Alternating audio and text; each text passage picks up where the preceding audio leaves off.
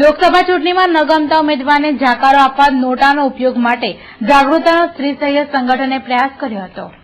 સહયોગ સ્ત્રી સંગઠન દ્વારા આજે શહીદ ભગતસિંહ પ્રતિમા પાસે નોટા નોન એબોવ ઓલ અંગે જાગૃતતા ફેલાવવા પેમ્પલેટનું વિતરણ કરવામાં આવ્યું હતું।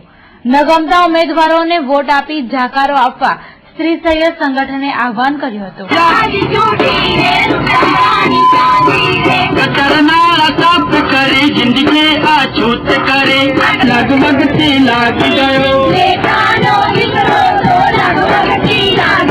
શહેરના 6 સંગઠનો આજે લોકો સામે એક સવાલ લઈને આવ્યા છે। 67 વર્ષની આઝાદીમાં આપણા પ્રશ્નો ત્યાં જ રહ્યા છે। ખોટા વાયદા, ખોખલા વાયદા અને અઢળક ખર્ચા કરીને જે નેતાઓ આપણી વચ્ચે આવી રહ્યા છે એમાંથી જનતાને વિશ્વાસ નથી રહ્યો। આપણી સમસ્યાઓ ઉકલી નથી।